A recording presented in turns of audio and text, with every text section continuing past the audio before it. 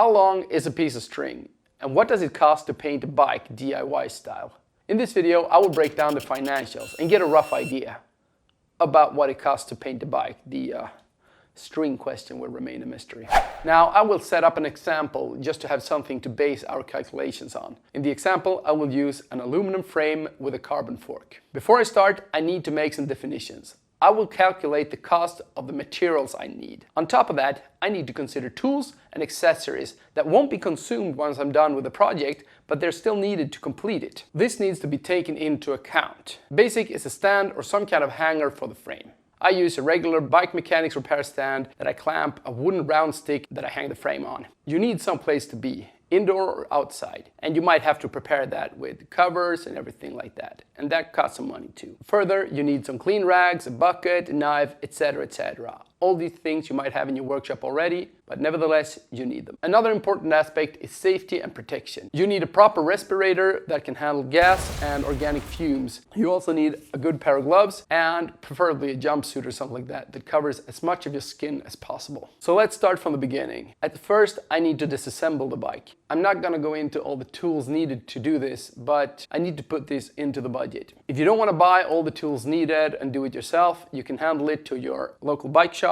So for the example, I put $100 into the budget for this. With the frame and fork stripped from parts, I need to remove the old paint. I do this to make sure that the new paint don't react with the old one and to save some weight. Since the frame is aluminum, I will use an angle grinder to remove the paint on the big open areas, as well as a paint stripper for the areas I can't reach with the grinder. For this, I need to mount a flap disc. Price, $12. The paint stripper I use is about $35, and I also need a brush to apply it with, $2. The fork is carbon, so here I need to get my hands dirty and use the wet sandpaper to remove the paint. I use a 240 grit and I pay about $2 for a sheet of sandpaper. Once the paint is gone, I need to sand the whole frame and fork in turns with finer grit sandpaper, 400, 600 and 800, to get a smooth and nice surface. I will use one sheet of each, so I add another $6 to the budget. I now have a nice prepped surface, but before I can paint it, I need to degrease it. Since it's aluminum, I will use ammonium hydroxide to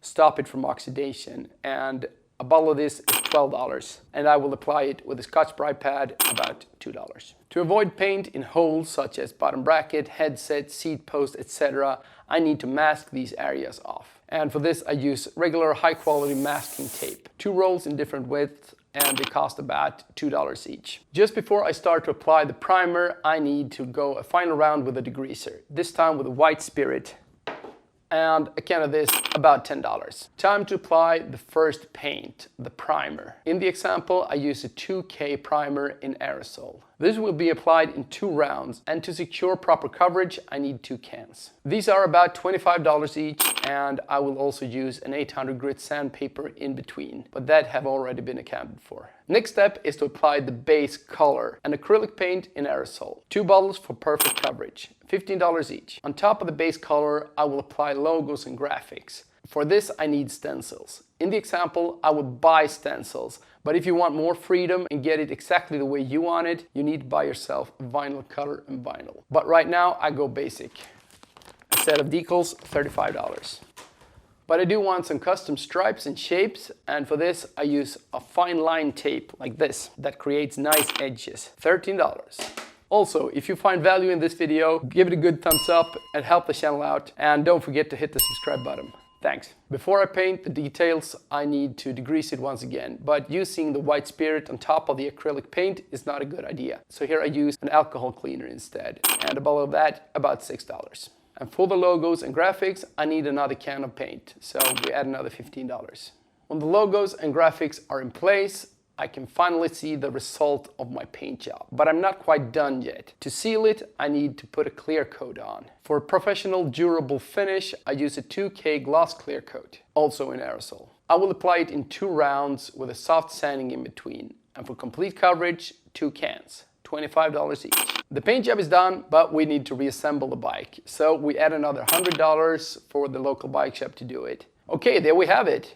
In the example, I made I landed at $495 for the materials and services needed to paint the bike. Now, prices may vary depending on where you live and in time, so don't get hung up on the figures. Instead, use this model to calculate your own project and put your own figures into it.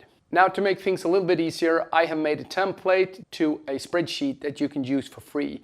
So I will link it in the description below, so please go ahead and use it. And also I will put some links to the products that I use in the description, so make sure you check it out. I really hope this will take you closer to fulfilling your dream project. And if you're really thinking about painting your bike, you should check out this video and find out if you really have what it takes. Thank you for watching. I'll see you in my next DIY bike project.